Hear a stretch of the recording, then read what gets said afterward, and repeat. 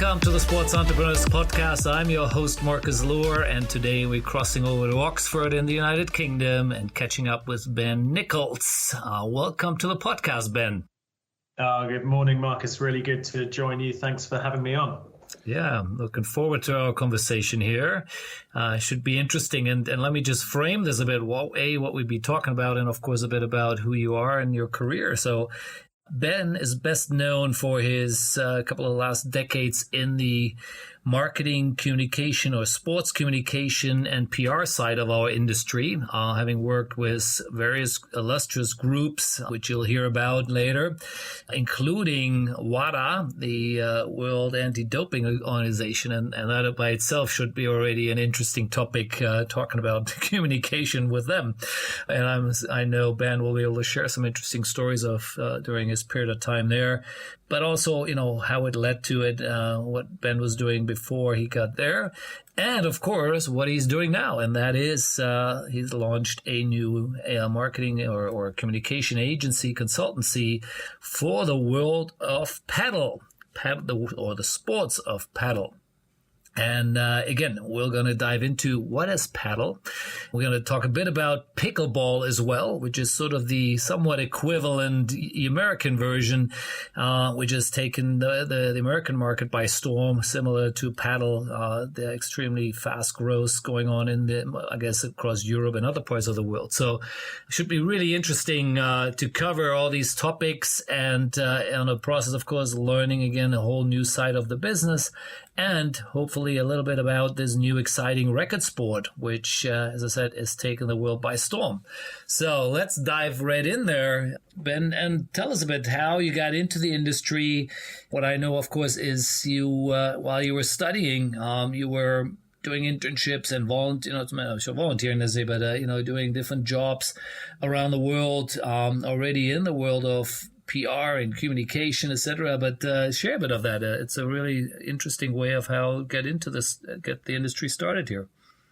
Yeah, absolutely. Well, I grew up absolutely sports mad, as a lot of people in our industry do, of course. Now, I grew up playing a lot of tennis, a lot of squash, a lot of big racket sports in the UK, and team sports. And I pretty early on decided I wanted to work in sport, which I think even then was maybe quite bold, and a lot of people still thought, back then that, you went to traditional careers and sport wasn't really a business to get involved in, but it was growing and it's much bigger now. And I realized I wanted to be in sport. I realized I loved words as well. So I loved writing. I loved sports commentary. I loved kind of absorbing the sports media industry, I suppose. Mm-hmm. So I went through various phases of like, I want to be a sports commentator, I want to be a sports writer, and it evolved into, okay, I think I want to be a sports journalist. And that was kind of into my late teens. I was fortunate to have a sister, Emily, who's had a fantastic career in the tennis world and other sports. Right. And she started introducing me, as a great sister does, to various kind of sports press offices, as she was working in that world, who were looking for students and young people to come in and learn at the entry level. So I was fortunate to go and my year out after school and work at the Australian Open Tennis, which interestingly I did off the back of being a backpacker, where one week I was fruit picking in rural Victoria, Australia, and the next week I was working in the Aussie Open press office with lots of press commitments and dealing with interviews for your Agassiz, your Federers, etc. So it was a real That's cool. contrast, but that was fun. And similarly, when I was at finishing, I vividly remember my last, what we call in England, A-level exam, which is your final lot of exams before you finish school. And I went straight from that last exam, which was a couple of days into the Wimbledon fortnight, and started my Wimbledon career, I suppose you'd call it, working in the press office for 2 weeks. So I went, straight from finishing school to starting working in the press office, helping as a press assistant, which involved helping journalists, organising the interviews, putting up information, just being a liaison for them to allow them to do their job properly. And I did that more and more in tennis press offices. I did it with the British Formula One Grand Prix. And I just thought, this is an environment I absolutely love. Whether I want to be a journalist or I want to work on more the PR sport event side, that was still an open question in my head. But it was clear that I got a buzz out of working at these, amazing events which were a hive of activity. Yeah, I can see that, and many of us had similar ways to get in there. And obviously you definitely made a career out of your love for the sport and the writing part, as you said, the PR and communication side of it. So let's chat a bit about the sort of the next stops here in your career.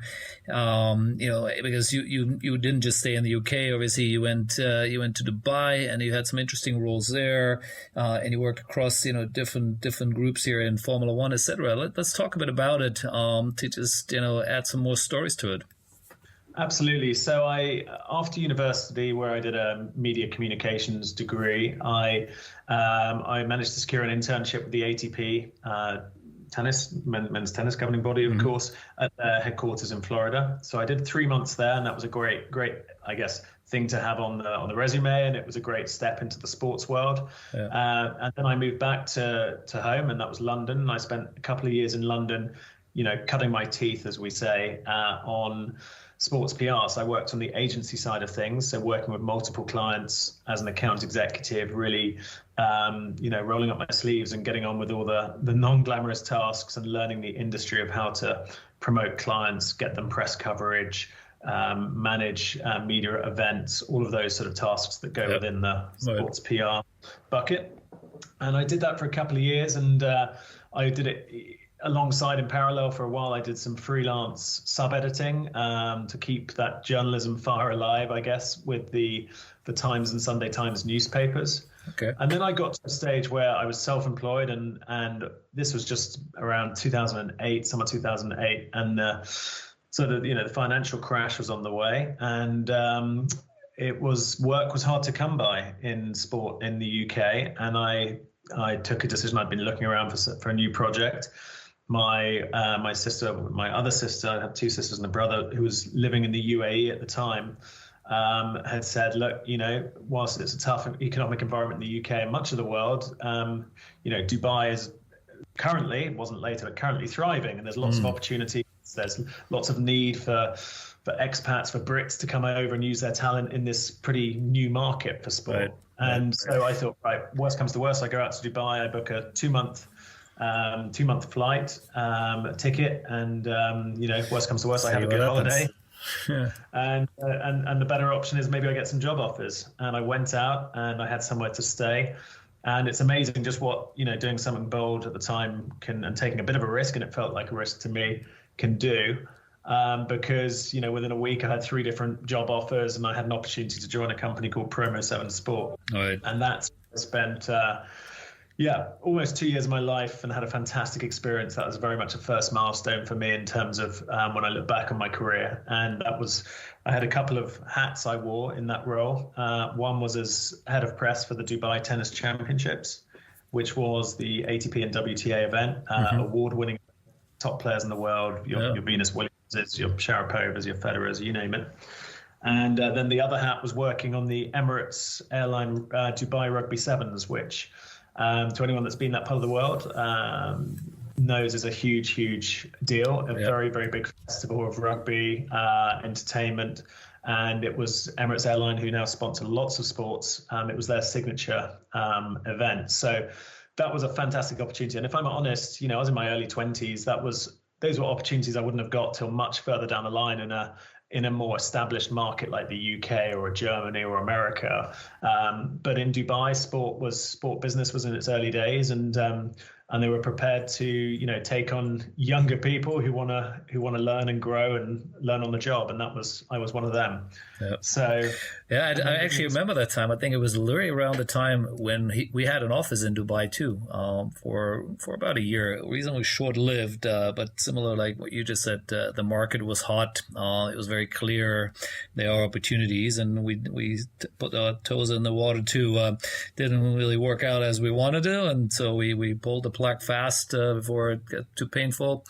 But Dubai, obviously, if you're on the ground like you were during that time, it was very vibrant, and clearly the rest of the world maybe was hurting, as you said. So Now, but part of that, I remember from our conversation before, sort of then from Dubai, it led into the next one, which was what was the Lotus Renault F1. Is that correct?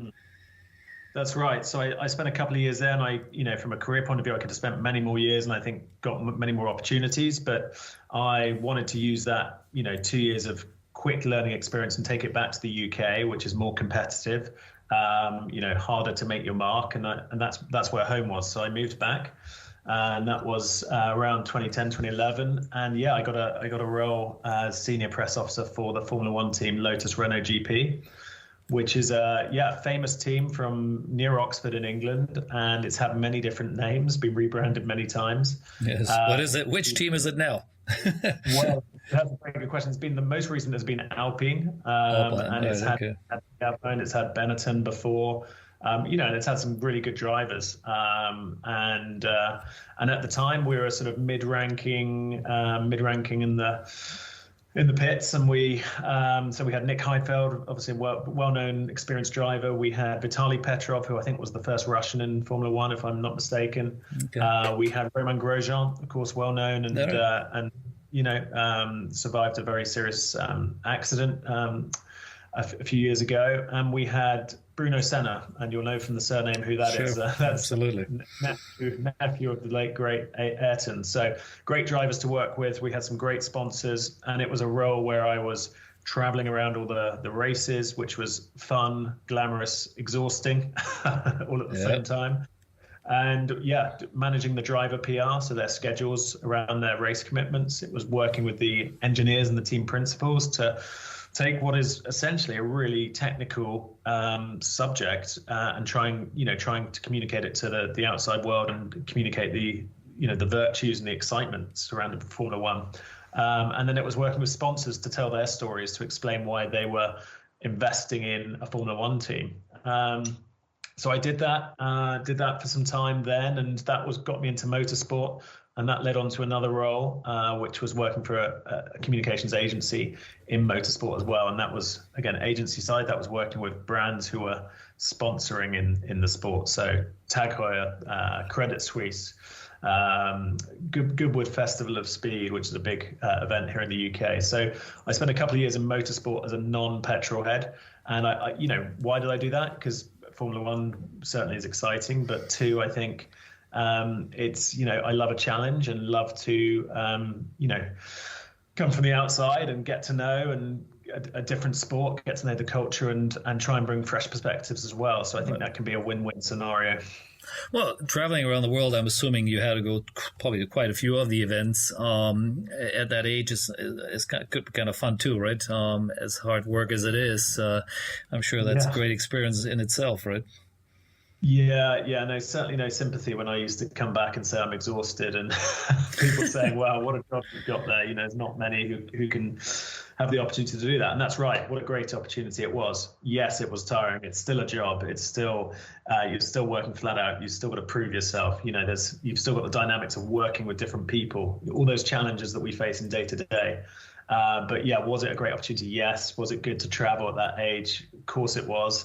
And to be part of a sport like that, which is, I think to me at the time as a non-Formula One fan, but seeing it, it's a surreal sport in so many ways. It's fast paced, it's exciting, it's very international. There's a lot of money involved, and it's just a great thing to be a part of. And I think even more so today, it's changed and it's done very well. How do you differentiate yourself, right? In terms of when, working for one particular team, there are 10 others out there all competing, and clearly the big boys always get a certain, automatic mileage just because of who they are or winning races. Of course, for Lotus Renault at that time wasn't necessarily the case. As you said, being a sort of more of a mid-table team. What is it from a PR point of view, what you guys can do to stand out, to create that noise? I mean, maybe you have an example of something. Well, it's a very good question, and I grappled with that at the time, and I think probably people in the press office roles at Formula One teams still do. It's because what you want to do is create that identity and brand that's completely distinctive from whoever's in the neighboring garage on the pit lane, right? So, there's the obvious ones. Ferrari have a clear identity. The Italian Azzurri red. and they've got that fan base and that clear brand worldwide. Everyone knows Ferrari. These days you've got, of course, you've got Red Bull, and they've got a real, a sort of maverick startup, slight kind of rebel image, even though they've been around for years and are in many ways an establishment team. They've kept that image very well. And I think they've done that perhaps through the stunts, the PR stunts they do, the extreme sports they invest in. They've created that brand very cleverly. And then you've got, Lotus Renault, and because it was a challenge, because you've been through different team names and it's constantly evolving. This was at a time when it was Anglo-French, so it was a bit of a hybrid in terms of its origin. Right. It's difficult. How do you use what you have and create a very clear brand around Lotus Renault? I think we used to do things like we didn't have the same maybe kind of corporateness, for want of a better word, as some of the teams. So we used to use that opportunity to be, I think, try and present ourselves in a bit more of a lighthearted, a bit more of a kind of independent sort of non-corporate way, and just the way we talked about things on press releases, the way we tried to use some humor in our video content, and just to, I guess, be a bit more of a sort of laid back, less corporate machine than perhaps the McLarens and the other established teams were. Whether that resonated, I don't. It's difficult to say, but we very much tried to focus on that because we needed something that made us a clear, put clear water between us and the next door team. But it's Formula One, I think, that is a challenge because you're dealing with technology, cars, you're dealing with who's investing the most money. And it's quite difficult to show that kind of human approach that because you're dealing with machinery.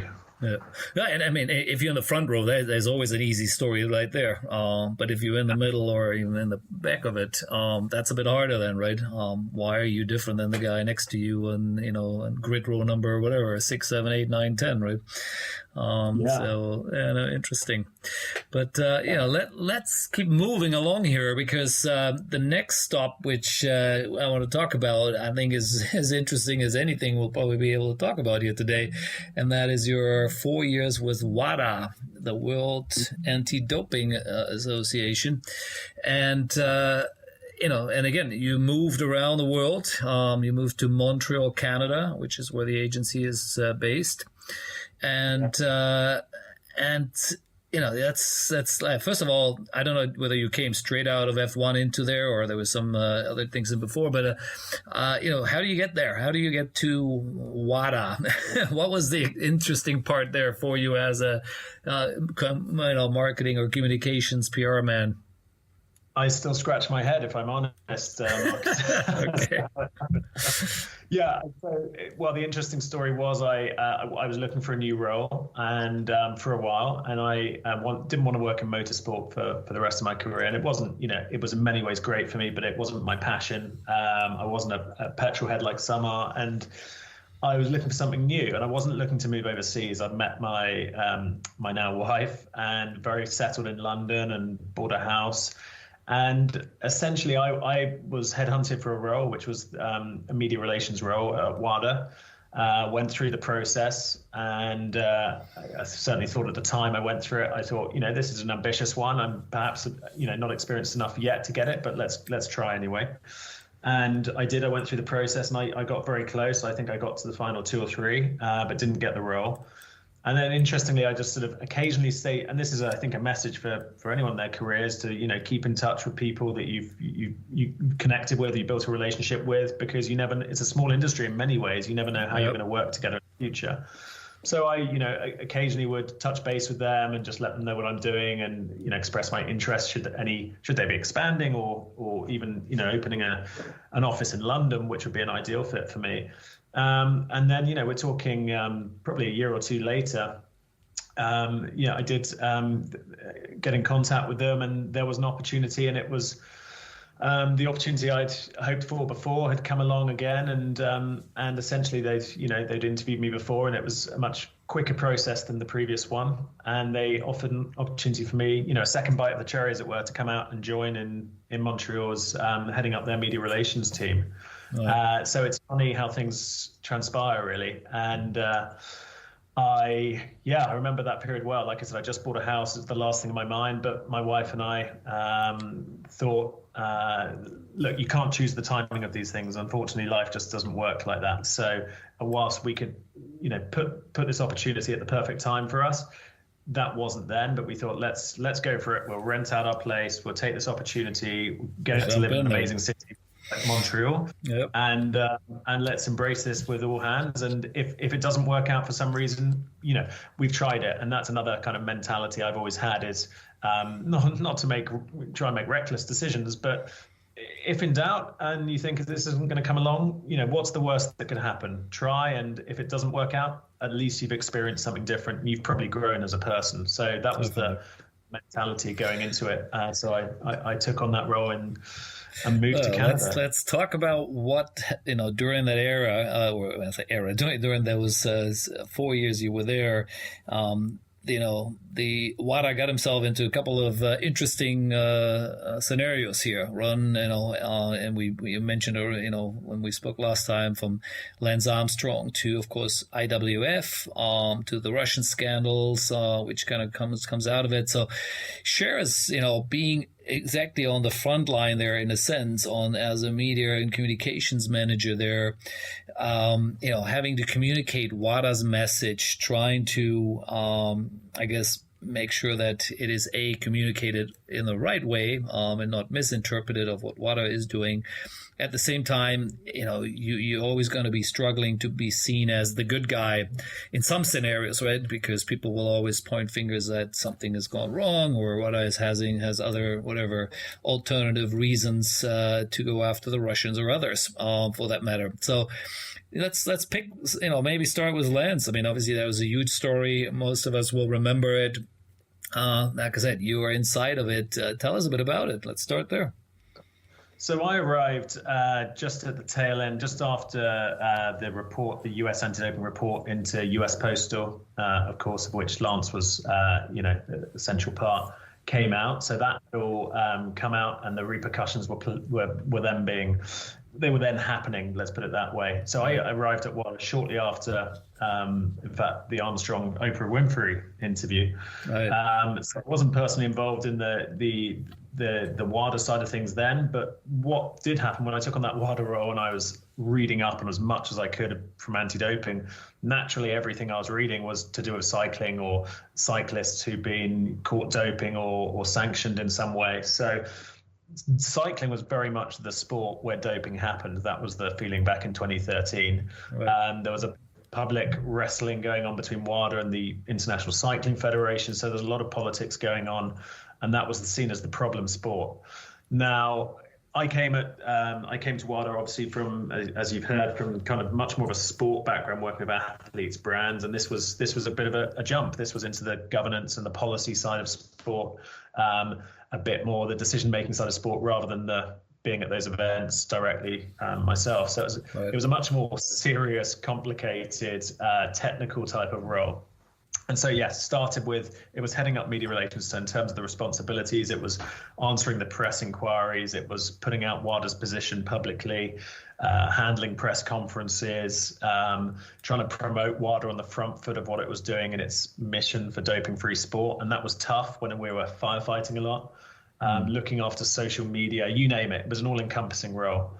And we moved on from the cycling. And I remember when I arrived thinking, God, this is to the outside world, this is sort of juicy stuff. This is really serious doping issues. And lo and behold, I couldn't believe it. It evolved. It got more and more complicated. The cycling issues drifted a little bit, and cycling did improve its anti-doping program. So that became less of a problem for WADA, and the focus then moved on to athletics was the next wave. And often these waves came into to our department, the communications department, because it was often based on media allegations or media stories. And that's where that would, kick us into needing to give a public response on things. So, yeah, athletics was the next big issue sport. And that was really around stories of, some of which related to us, some didn't. So the side that came out was around corruption allegations at what was then the IAAF, and whether there was extortion and wrongdoing going on in terms of hiding doping cases, etc.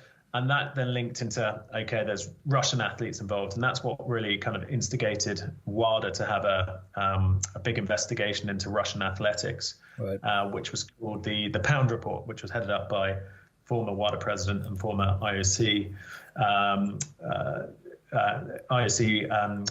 person, which is called who's called Dick Pound, who's a big Canadian figure. He's had some amazing roles, but he was very, very involved in the anti-doping world.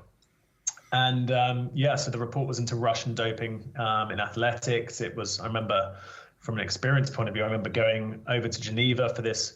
We finished the investigation, or the independent commission had finished their investigation, going over to Geneva to moderate the press conference and allow Dick and his team to deliver it to the world, as it were. And it dawned on me there just how much of a big international issue this was when you saw, the BBC News and all the main broadcasters covering this as not their sports headline, but their main headline, because it related to systematic state doping in Russia. So that is a very serious issue.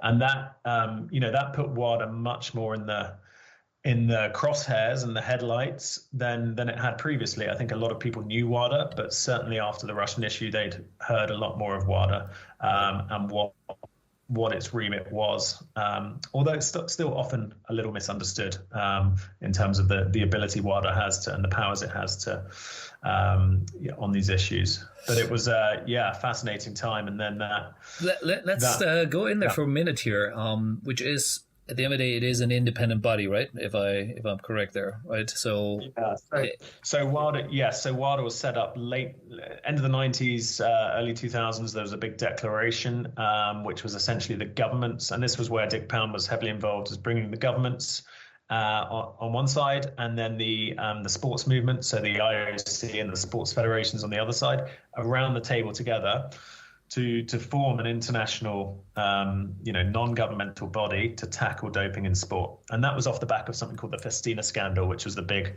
original sort of Tour de France doping scandal in 1998. Okay. So Dick and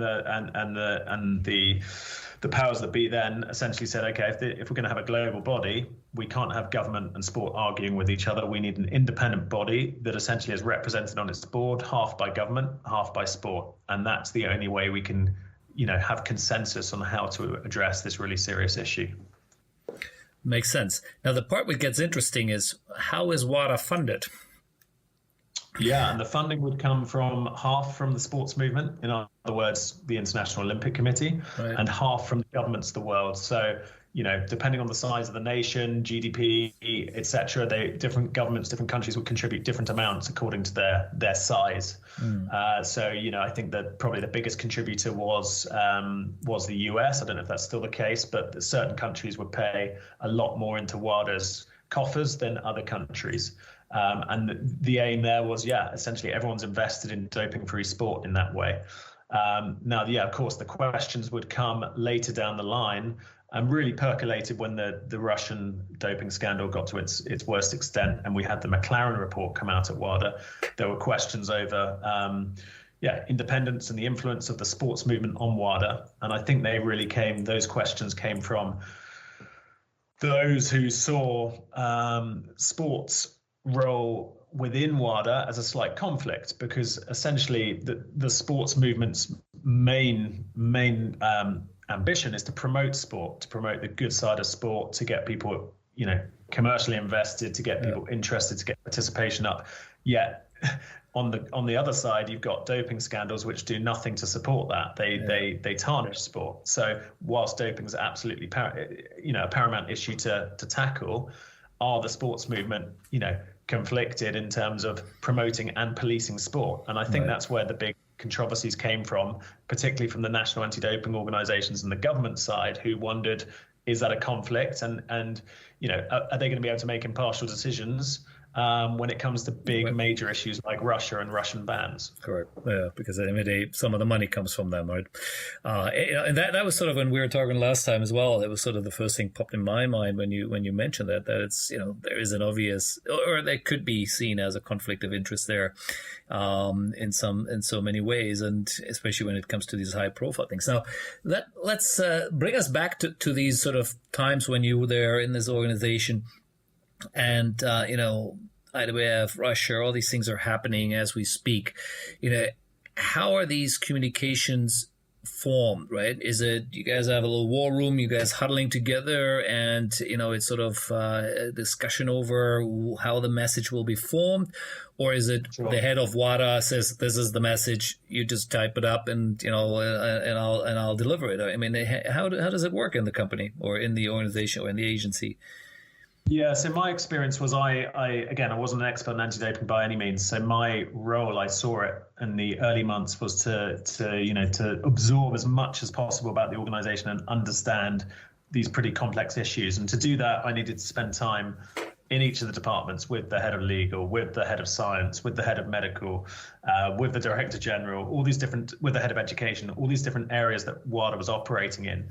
And particularly when questions were coming from media, I was under no illusions I can't, respond without having the up-to-date information from the relevant WADA department. So I'd make sure I'm speaking to the right people from the right department to get the factual information on the status of a case, for example. And then, there was a process in place. So if there was a pending doping case a journalist had caught sight of, very much our response would typically be, this is a pending case. We can't comment until it's concluded. Because that could be, that could prejudice the end result, whether they're guilty or innocent, as it were. So right. There was a process in place for how we deal with existing cases. And then other matters, it would be a case of getting the right information, getting the facts, and certainly working with the leadership, the Director General and others to make sure we provide a response which is A, factually accurate, B, doesn't prejudice any ongoing legal actions taking place, and C, is also explained in the best possible way to the layman, to the outside, to the journalist who's reporting to the public. And that kind of balance was quite tricky because, again, it's complex issues, often legal jargon, but at the same time, it's you or me as a sports fan in the street that wants to understand these things in a non-legal way. So trying to balance those two almost competing interests was tricky, but something I became, better at. And I used my time there as well to make sure if the Director General, the chairman, or one of the directors wasn't able to do interviews or wasn't comfortable doing interviews, I would work as a spokesperson as well. So I would do. Right. I was just going to ask that. So you are actually communicating on behalf of WADA at that time. Yeah, correct. So not just written, but I do TV stuff as well because of the volume we got. It wasn't always possible, or the director wasn't always available to do it. So we would share that in a way. But I think as the issues got bigger and as we were dealing with the mega issues like Russian doping and like the Pound report and then the McLaren report, yes, would we have war rooms? Absolutely. Get all the talents of the organization around the table and look at it from different perspectives. So what's the legal perspective? What's the public interest perspective? What's the science perspective? What's all these different perspectives to decide how and when we respond to something. And it's not just responding to the media. What's easily forgotten is you've got to respond to your staff as well. If they read things through the press before, as you imagine, that's not great for staff morale. They want to know internally they're being talked to. And then you've got your board members as well. So there's a different kind of there's a process of different communications you've got to carry out whilst you're managing these issues. And it's very easy just to think, right, get back to the journalist. But actually, what about all those partners you work with who need to be kept on side? Yeah, interesting. Like I said, it's definitely, I'm sure, a very unique place to be, and especially during those times. Obviously, it led eventually to the Russian Federation or the Russian athletes, partially being banned again for Tokyo and other things on the back of it. So we could probably spend the whole podcast on it, but that's not the point here. So I will keep moving on along here. And I know you had a bit of an interesting role then coming right out, going back to the UK or even Monaco, I guess, for a period of time there with the Athletics Integrity Unit, which then was headed by Seb Coe, which obviously had something to do with your experience there at WADA, right? Maybe just share a quick one on that one. Yeah, so in 2017, I decided after four really fantastic years to move back to the UK, and the first opportunity I got, and I'm forever grateful for that, was with my former boss, actually David Howman, who was the Director General of WADA, and he'd moved on to become chair of the Athletics Integrity Unit, which was, as you say, set up by Seb Coe to deal with those issues like doping and corruption and integrity-based issues that essentially emanated from what I talked about earlier, the issues the IAAF had several years previous. So in a way, I saw that as interesting because the Athletics Integrity Unit was quite pioneering in terms of creating an independent body to tackle these issues and learn from previous mistakes. And I saw that as an interesting project. I took it on a short-term basis, a 6-month basis, to as a director of communications to set up their website, to help them communicate to the media. It was the World Championships in London that summer, so to make sure David again, was that similar here? Yeah. IAAF was the one who funded it, or how was the unit put together? Yeah, so my understanding is that's where the funding came from, but it was very much set up with remit and statutes for it to be independent. So right. a completely different team, proper reporting structures, no influence from within the governing body. So it was very much, again, a result of the problems that the Federation had had years previous, to say, okay, we think there's a way of doing this that's going to instill trust that the athletes will believe in, that doesn't repeat mistakes of the past, and gives us and our sport credibility. And to be honest, hats off to athletics to turning that whole ship around and making it a sport that, if you speak to journalists now, whilst it's not perfect, it's got a lot better on tackling doping issues, and that body, the Athletics Integrity Unit, is one of the leading bodies worldwide. So what a turnaround story. And it was fun to be part of that for the first 6 months and to help establish their structures and get them known to the media and get their role known to the media as well, because it was a new way of tackling doping and corruption issues that people hadn't been used to seeing. No, great. Yeah, exactly. And that's what was interesting that we're highlighting as well, to show that how sport is reacting, right? A lot of these things, you only hear the big headline news when it happens, right? As in the drama, that's what the press obviously focus on, that then afterwards, these type of integrity units or other things getting put into place across many of these organizations, right? The IOC has things like that. FIFA has now, different units, focused on certain areas. That then never gets really reported, right? So I think that's it's good to highlight that IAAF again took the step and moved forward into that space as well. Now, like you said, it was a short one. Sorry, keep going. Yeah, no, I was just going to say, you're right. Those things don't get reported, because they can be dry, not really stories, as it were. You're talking about the operations and how an organization manages itself. But interestingly, these stories did start getting reported when I think it all came back to the Russian doping scandal, and people saying, okay, well, around 2016, it was after the McLaren report came out, which for those that were not familiar, came off the back of some really serious stories in the New York Times about state-sponsored doping in Russia. And that's what led to the movie Icarus, which, of course, won an Oscar and put that story even more into the mainstream than WADA had made it. And essentially off the back of that McLaren report, which is the investigation WADA carried out, WADA then called for a sanction of the Russian Olympic Committee at the Rio Games, and the IOC declined that. So that brought to light actually the governance issues and those drier topics which media felt were perhaps holding back the ability of sport to tackle doping. And so that led to a lot of political news stories around WADA and the IOC's relationship and conflicts of interest, and why the global authority on doping couldn't make the sanction itself and didn't have the power to. So it was a messy situation, but actually it did bring those things into light, and it did shine a light on, okay, how can we ensure these bodies are better structured and governed with independence, which in itself is open to interpretation. How you define that is how they're structured for the good of the athletes and for the good of sport. So those stories did start coming into light amongst the sports news journalists. But of course, when they're not under the microscope, that hopefully means that they're being run better. I know, absolutely. Now let's swiftly move along a bit here, because I do want to touch quickly on the Commonwealth Games and then Sportsradar, the stops you had there, before we then finally reach Padel 22 here. So again, Commonwealth Games, this is the Gold Coast Games. I think you were based out of London, which is obviously the federation's head office, and then spent some amount of time, I guess, in Australia for the game itself. Any interesting stories on that?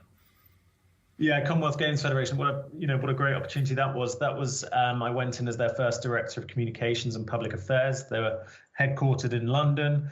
Really interesting world, the Commonwealth Games. It faces a lot of questions and accusations of how relevant it is today, given the Commonwealth history and the fact that the Games have, in many eyes, declined in importance as the Olympics have grown in importance. Mm-hmm. So it does still face questions over its relevance. I found it a fascinating product because they'd brought in this new sort of brand for the Commonwealth Games, which was all about trying to do things the Olympics weren't doing. So it was very equality focused. So you'd have, they'd try and have, set targets to make sure there are the right number of male referees in traditional female sports like netball, and vice versa, more female referees in more traditionally male sports like rugby. So they had real targets to show that equality was moving right through the Commonwealth sport movement.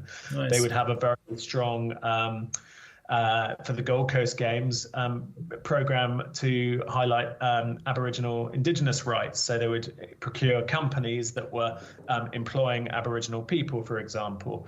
There'd be a big focus on, like I said, gender equality. The Commonwealth Games able-bodied competitions and the Paralympic competitions were totally integrated. So you'd have one swimming race, able-bodied, and then you have the next race, which was para swimming. Oh wow! So not two separate events; it's all happening at the same time. Yeah, and that was, to me, a great way of sending a message of, we don't need to separate these things and make a thing out of Paralympics versus Olympic sport. Let's, ultimately, people want to see, the best performing athletes. They don't want to, make those distinctions really. So if it's all in the same event and all in the same session in the evening, that just sends a statement that, everyone is equal in that sense. Yes. And I think that was just a clever way of doing it. So Commonwealth Games. I really like that. Do I have to admit, I did not realize that. I guess I didn't catch as much of the games that was done. That is really cool. That is something nice to highlight, and hopefully other sports can do the same. That's really cool. Yeah, I think. And it has, more and more people for this Games, the Birmingham Games, have picked up on that. And I think it's a nice differentiator the Commonwealth Games has from the Olympics. So look, it was doing good things. I think it's still got a job to do to convince people it has a strong future. But it needs to create this, clear blue water between the Olympics and itself. It's never going to be of the stature of the Olympics. So it needs to do things well in different ways. But it was a fascinating role, and it involved working with many different stakeholders. I would describe the Commonwealth Games Federation as rich in associations. So it had, its patron was the royal household, the UK royal family. Right. It had connections with the Commonwealth governments, Commonwealth Games associations. It had excellent kind of reach and associations. It wasn't rich financially. Right. So we're not talking about an International Olympic Committee funded organization. We're talking about a small group of staff that historically had good connections with influential bodies and people. And so, 1 minute I would be in a meeting in Buckingham Palace talking about the games and that's cool. briefing from there, and then next minute I'd be flying out to Gold Coast doing a site visit for the opening ceremony, and then writing the opening ceremony speech for the president. So It was a wide-ranging role, complicated given the construct of the Commonwealth with big countries like Canada, Australia, and small island states. Yeah. So you've got a melting pot of countries. You've got a David and Goliath type vibe. But that made it fun and fascinating for me. And Australia was a great market to have it because it's a country that loves its sport. Yeah. So it was a good experience, and it sold tickets well, and it was popular on the ground. And yeah, it was a great period of time. Yeah, I can imagine. It sounds like it. I mean, we had the Commonwealth Games in Malaysia in 1998, which was the starting point of when we, as a TSA, my agency, started. And we did our first. That was basically some of our first business was related to the event. So even though I'm not from the Commonwealth Games, from the Commonwealths, I do know the games well, and somewhat have been following it, obviously, because of it. So no, that's very cool. Now, let's move. I quickly want to highlight this sort of stop you had here for a bit more than a year with Sportsradar, because everyone knows space. Well, not everyone. Many people will know Sportsradar, especially recently. Going listing. Huge valuation, and it's clearly an amazing company. What it does in the data side of it, etc. Dealing with the betting world. But you were the head of anti-doping services in Europe. And again, I doubt many people know what Sportsradar actually does in the space. I'd love you to just quickly explain that a bit, your role, and of course the role of Sportsradar in this particular space. Absolutely. Well, yeah, a lot of people scratch their heads when they hear that because they think they know Sportsradar, and I had no idea. So you're not alone. But I've been consulting, with my own sports communications consultancy for several years since the Commonwealth Games, and then one of the clients I worked with was Sportsradar, and I got to know them and what they were doing on the anti-doping side of things. And given my background and knowledge of that world, they presented an opportunity as one of their team was moving. They did have the anti-doping department in place, although it was early days, and that person was moving on to a role in the States. So they essentially said to me, look, we've got an opportunity here. Would you be interested in heading up our anti-doping services division for Europe? And I thought, you know what, this is one of those moments where you can kind of pick the road you go down. And again, someone who loves a challenge. This was the first time in my career really to be outside of communications. It was more of a business development role. It was more focused on sales than I would have liked. So that was the reason I was there only for just over a year. But it was, you look at Sportsradar and their data organization involved in the betting world. They're involved in anti-corruption and using their intelligence and data to detect I guess bad performance in the betting markets, to detect corruption, these kind of things. So they had access to all this sports data, and there was an opportunity really to do a couple of things. And there were a couple of products we were pushing out there. One was intelligence and investigation services. So a team of people who would use open source techniques, publicly available information to detect doping trends, to look at what substances are being pushed on the black market, to look at the companies and the people, the sort of nefarious goings on behind doping substances being sold to athletes, and trying to really clamp down on those networks, right. And providing that information to those that had the power to do something about it. So providing that information to the sports federations and the anti-doping bodies because they might not have the capability in-house. And then they can decide from that information, okay, we need to test this athlete or test that athlete, and we do this with our strategy. So essentially one of those products was intelligence investigations to feed. So there's some darknet stuff here, is it? Like digging around where where people normally can't see things, is it?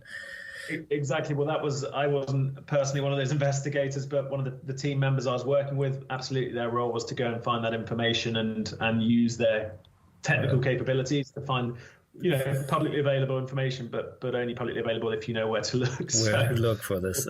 Wow. That was a service, and then there was something else we provided, which was a new service called a remote testing system, and that was essentially to use during COVID, as you might imagine, as a lot of things shut down, doping testing was one of those things, because you couldn't send testers face to face around the world. So people trialed different things, those innovations, and one of those was Sportradar's remote testing system, which was essentially to test athletes over a Zoom platform like we're speaking on today. And the system would be essentially provided to sports federations, and how it would work is ahead of a sports season, there would be a set pool of elite athletes who know they're part of what we call the registered testing pool. So they would be sent kits to their residential or home address ahead of the season, knowing that they could be tested, but not knowing when. And Sportradar would have the platform available, and the athletes would have an app on their phone, which is linked, and they would get pinged when they're being asked to test. And that would be during a time when they've registered that they're going to be at their house. And essentially then a video call test takes place over the line with the testing kit that the athlete has. Now, the question that comes most from that is, oh, hang on a minute, do you have to film the testing procedure? So a lot of it is on film, but obviously the private part of giving a urine sample, for example, is not. That's off camera. Right. But there's very rigorous checks done by the tester on the line to check there's no equipment they're going to use to cheat the test with, etc. So it crosses all the ticks all the legal boxes without crossing the threshold of invasion of privacy. Interesting. Those tests were then reported into a virtual system. So that was something else that was being pushed.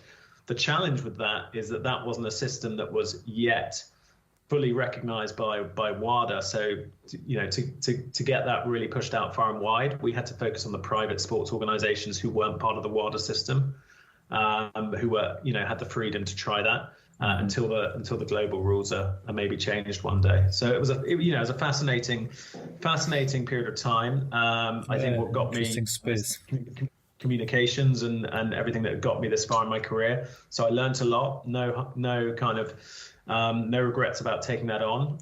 But my passion is in communications, and that's what brought me back to. That's where exactly. So let's talk about Padel 22. First of all, I guess the name 22 comes from the year 2022 when you started. Is sort of similar assumption, or what's the number?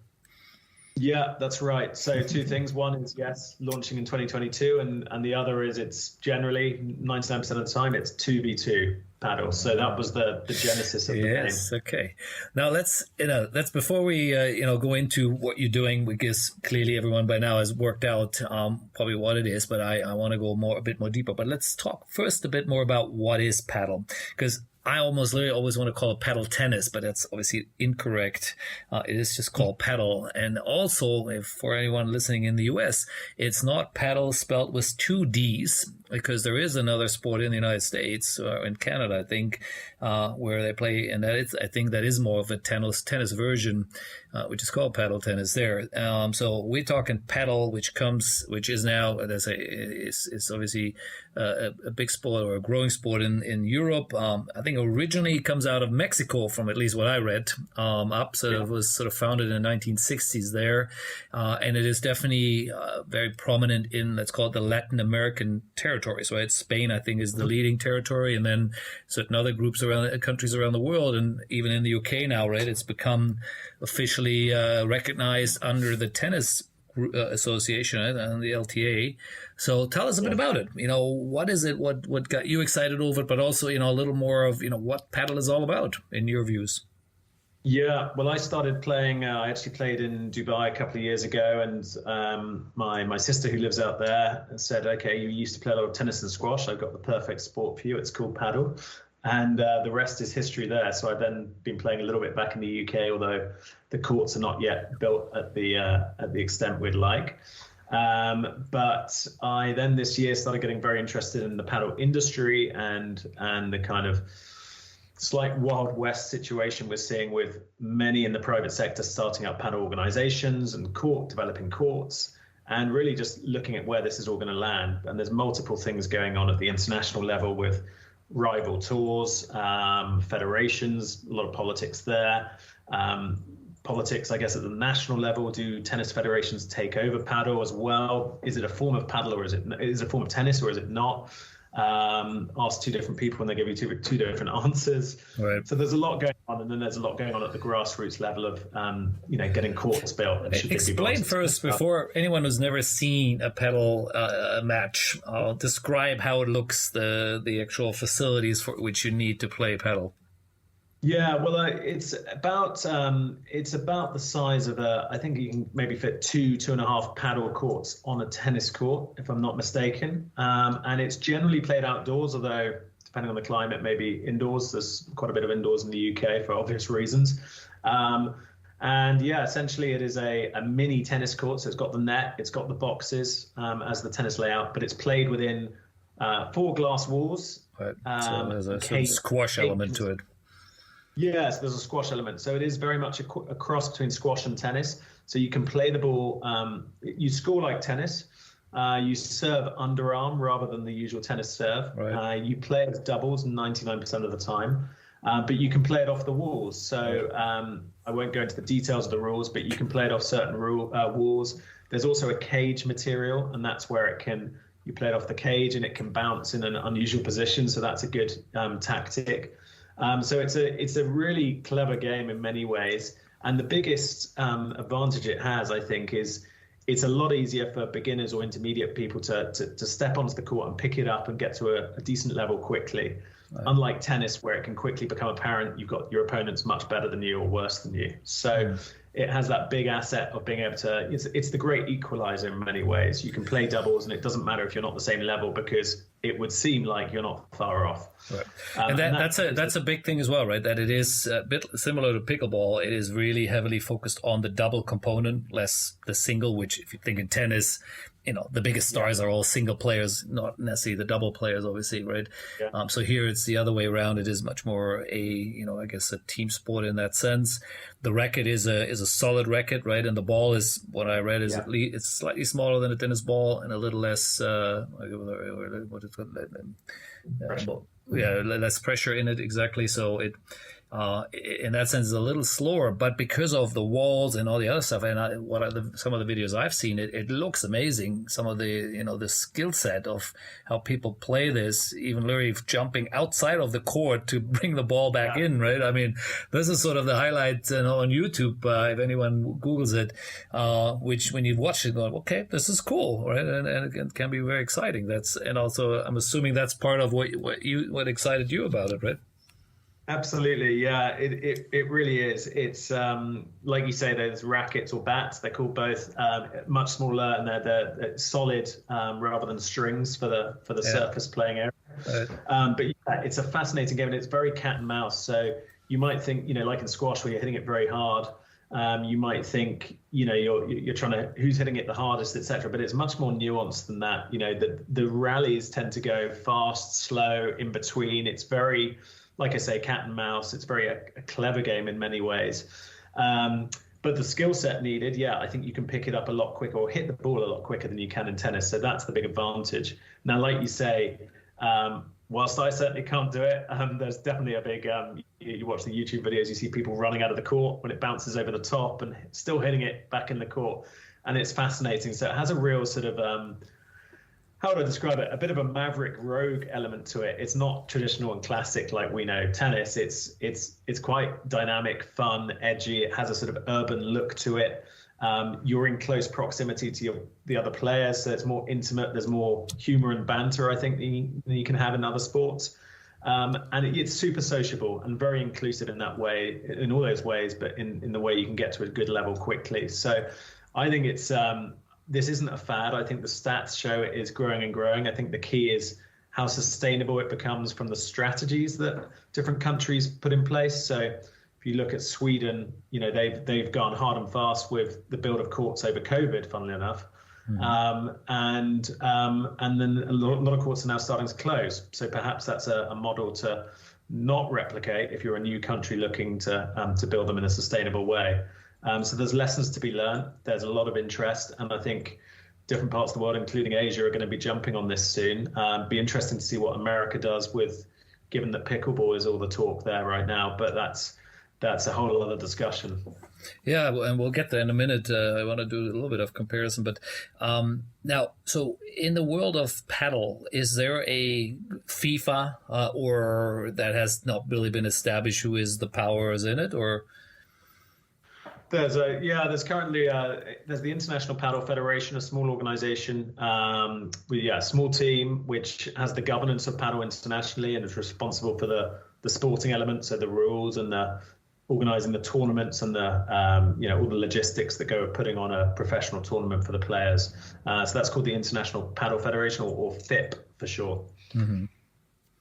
And the now, as you said, globally, it is a bit spread around the world, sort of around the world, and I guess countries like Spain, I guess, would have probably a league and more sophisticated structures than others. Where do you see your opportunity now with your agency, right? What is it when you looked at setting up a communication agency, not in a general sense, but very specific now for this one sport here? What is it? What you saw? I saw an opportunity to combine two things: my experience and background in communications with a newfound passion and knowledge of paddle. And I thought the time was very much now. The sport is growing and changing by the day. We're hearing of new ventures the whole time.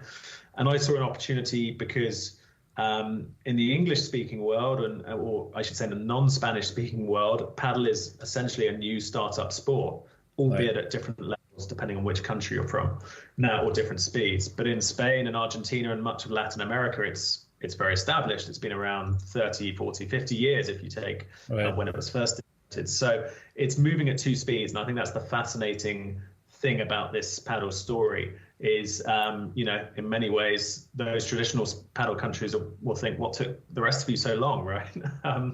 But we are catching on to it now, and it's moving fast. And my motivation was, I think deep down, it's to grow the sport of paddle. I'm passionate about it. I see an opportunity in different parts of the world. It's very globally minded is what I'm doing. It's not. I'm based in the UK, but it's very much. I'm focused on the emerging territories. So the Middle East is growing with paddle very fast. Australia, I think, will be the next wave. I think Asia will start to build courts, fast and furious pretty soon. And then you've got, what happens in the Americas. I think that's an interesting one to watch as well. So I'm kind of motivated by the growth of paddle. As for what I do and who I want to work with, there's multiple different ways. So it could be working with clubs and managing their local PR to help them get membership numbers. Could be working with tournaments who are staging who are staging World Paddle Tour or Premier Paddle tournaments and need help with the promotions for ticket sales. It could be working with federations to help them, reputationally and from a stakeholder point of view. It could be working with the players. And actually, this is an interesting point. So in paddle, whilst in many sports which are much more established, the top athletes will have multiple PR people and a support team. In paddle, they don't have that. But what they do have is a great kind of sense of duty to growing their sport by themselves. So they are very much using this opportunity to, I guess, build their own profiles on social media, on TikTok, on Instagram, really telling their stories through their own homework, in a sense, because it's at that stage. So they are very much growing the sport through social media, and I think that's a fascinating way of telling the paddle stories that other sports don't do so much. So, working with players, or it could be working with sponsors and brands that want to tell their story for the reasons for their investments in sports. So there's multiple different sectors within paddle that I think, need promotions, need to be put on the map. And I see Paddle 22 as a real opportunity to, essentially become the number one, communications consultancy worldwide for paddle. And, I feel there's a gap in the market there, and I feel there's almost a responsibility to help tell the stories of paddle that aren't being told, and really help shine a light on the positive aspects of the sport. No, that's cool. Well, and hopefully what we're doing here will help kickstart a little bit of this. It's exciting, and of course I wish you best of luck with it. Let's talk a little bit and do some little bit sort of just some basic comparison, right, between pickleball and paddle, because I've had, funny enough, a couple of interesting conversations over the last months here with people in the United States on pickleball, and they're using similar terminology. One of the fastest growing racket sports in the world. It's taken over this and that and God knows what. And of course, then like typical American sports ecosystem, they make things big quick, right, and they build the stories around it. All of a sudden you hear LeBron James invested in a pickleball team. I think there was one or two other NBA players. Now, it was either yesterday or the day before, I think Budweiser came in now and will not sponsor it. They will have their own team, almost, whatever, I guess, follow the Red Bull formula, right, to not just being a sponsor, but, coming in and with your own team, etc. So clearly pickleball in the US is is taken on and it's getting big headlines again. You know, I saw it in New York Times, etc. Do you feel Padel is similar, but in a more European way, which is not always maybe a little more understated and not as loud and flashy in your face as what we see in the US? Or how would you compare the two? Well, interesting, actually. Yeah, it's fascinating that pickleball is kind of garnering all the headlines right now in the States, and yet padel's doing the same in the rest of the world, in inverted commas, not in every country, but in a lot of territories. So that makes an interesting story in itself. Now, I think I've certainly noticed of late that the positive PR and the momentum they're building over there with the Major League Pickleball, yes, and the franchise model of sport they have there. I'm a big fan of that system. I think it's good, it's enterprising, it's forward thinking, and it gives good PR marketing opportunities. You know, they've had Tom Brady become involved in one of the teams. Yeah, correct. LeBron James, Kim Clijsters, former tennis player. So it's a good way of a kind of drip effect of showing the momentum and the growth by having these celebrity figures getting involved, and that will do wonders for the number of people taking part in the sport across the States and Canada, I've no doubt. Yeah. So do you think Padel can mimic some of that? I mean, could you recreate that? I know there's in the works. There's a major league, pro paddle league in the States, going to be underway in 2023. That won't be necessarily at the same stature as pickleball yet, but they are looking at those models, and that's coming. They have publicized it, but that will be coming down the line. I think the key with the States is it's awareness. You know, people jump onto a trend and they get excited about something new and exciting. And Padel just needs that awareness. I think once it's known to the American population, I'll be very surprised if a lot of people don't move over to Padel or play both, because I think there's more to it. If I'm honest, I think pickleball clearly has a hook, but I think Padel, there's more tactics to it. There's more you can grasp in terms of getting better at the game. It's definitely the faster game between the two. I've watched a bit of pickle, and I have to admit, I come from the tennis world. I played tennis. I grew up playing tennis and probably played every racket sport there is, or have at least tried it. And watching pickleball, I don't know. I didn't quite get it, I have to admit. But when I watch Padel, I get it, and I get excited over the action I see there. So interesting, maybe different audiences. Yeah, maybe different audiences. I mean, for what it's worth, my prediction is that there will be a Padel wave in the States. I think pickleball's wave is very much coming there now, but I think Padel will follow.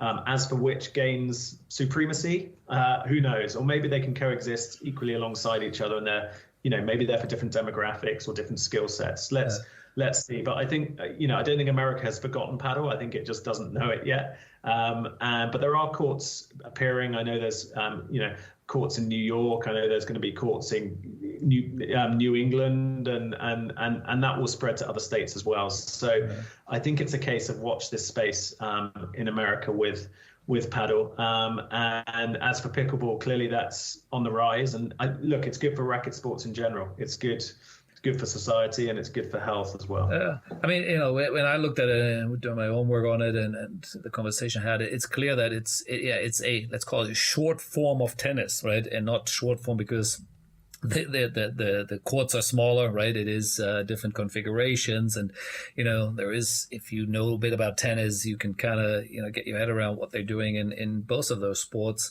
and I think that's interesting, right? I think sports always needs that, and how long will it last? Is it really going to become a major sport? I think I read the pickleball fraternity wants to become an Olympic sport. I'm sure Padel has the same dream. Whether that fits under the umbrella of tennis, which of course is already an Olympic sport, and therefore it slots in there, or whether you've tried to do it on your own. I mean, God knows, it's these are long ways, and I'm sure it'll be a while before we're going to see it there. But either one of those. Yeah. But it's an exciting time, and it's of course growing, and it's expanding. In the US already a few $1 million worth of prize money on these tournaments. So what's the sort of prize pool in Padel, just to give a sense? Well, that is something beyond my pay grade, I'm afraid, in terms of the current tournament prize money. But what I can say is that it's growing, because what you've got at the international level is you've got the World Padel Tour, which is, until recently been the only show in town. That's been the one where all the top players play, and that's run by Estrella Beer. And then you've got a new company that came on board, Qatar Sports Investments, which aligned with the International Padel Federation to set up what you might call a rival tour called Premier Padel. And that was the first year of that this year. Now they are, unsurprisingly, with the funding, they're providing bigger purses of money to players. And there's currently a very, what I would say, a bit of a messy situation going on with both tours vying for supremacy. There's a legal case ongoing, I think, at the European Commission. Which way the players go, who knows? Will it be the biggest prize money? Will it be the better product and prize money? And, both are kind of vying for the players' attention. As for what happens 2 or 3 years down the line when it settles, who knows which tour becomes the one. But, whilst I can't give you a figure of what the prize money is for each of those tours right now, I know that the situation will settle at some point, but it's very much up in the air. Yeah. I think one other thing I'd like to say, and you touched on it earlier, is it is an interesting topic, is, when will Padel get its place at the Olympics? Does it have the credibility to do so? Absolutely, I think it does.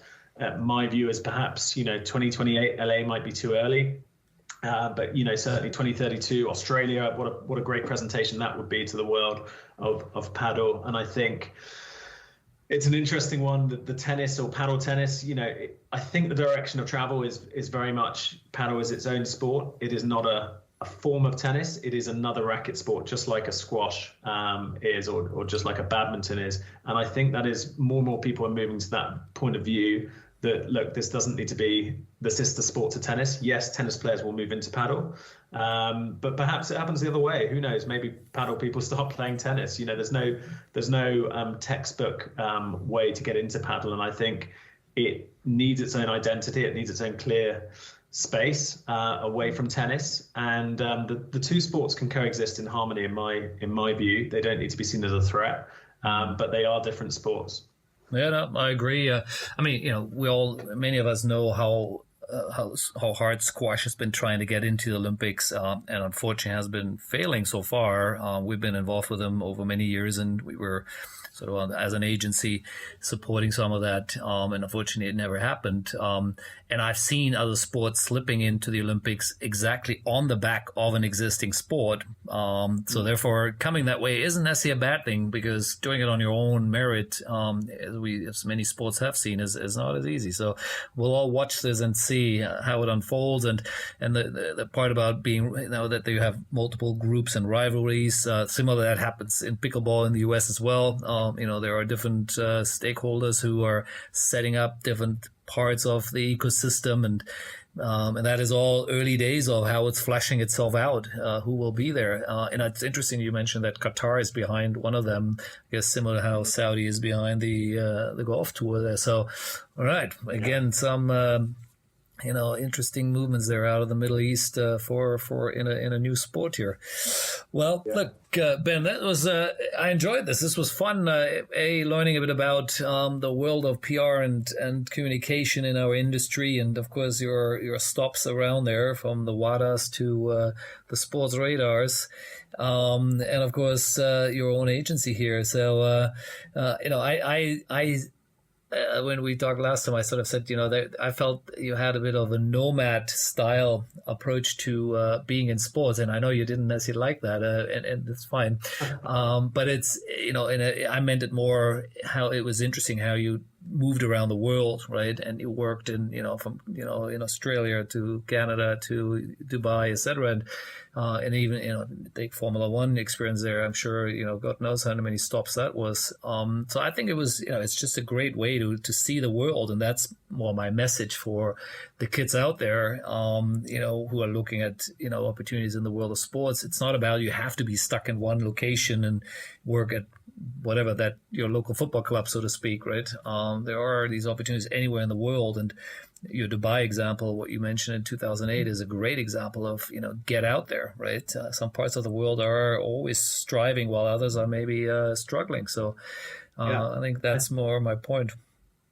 Absolutely. No, and I absolutely agree. I think it is, there has to be a mentality there of not risk taking, but I think that sort of go-getting attitude, and that doesn't come from necessarily having the financial means to do so. It comes from, I think, a mindset of, do I want to try this? And hope it's successful, but there's always a chance it might not turn out as I wished. But better to have experienced and found out than to sit back and think, oh, I'll do that when the time is right. Because when is the time right is kind of the question I come back to. Yeah. And I think so. It is a mindset, and a lot of people out there have it, and I encourage them to, if they have it, or if they don't, to really try and take those opportunities and look for them, because we're we have more information in the world today than we've ever had. We're more connected. Yet at the same time, we're often in our silos and our bubbles. And I think it's very easy to forget that whilst we might be struggling in one, where we live in one country and thinking that is how it is everywhere, there's always an opportunity out there if you go knocking on a door, or if you just, try and think laterally about ways you can help others or industries you can get into to make opportunities happen. So I think there's what I would say is seek opportunities. I would say, it's a small industry sport, so be kind to people along the way, go the extra mile to help. And I think, work hard is key. No job too big or too small is what I've learned. No matter how far you get in your career, you always got to be ready to do the more menial tasks. And I think that's the sign of a good professional, is they're not too proud to take on important work and what they consider work that's beneath them. I think it's all important, and we've all been through the hard yards to get to where we have. So I think attitude is key, and I would say to anyone, grasp the opportunities and work hard, and never think the door's completely closed. There's always new opportunities and new chapters around the corner. So in a sense, go for it. Definitely. Yeah, and I can identify with that. I mean, I've spent my entire career not in my home country when I left there 32 years ago, and for the last 28 years here in Asia. So, it's been exciting. And, hopefully more folks around the world will have that opportunity and experience that too, and maybe get inspired by the stories we shared here today. So, Ben, thanks for your time, and have a great day there in Oxford. Great, Marcus. Thanks so much. Really enjoyed the chat. We'll talk soon. Cheers. Talk soon.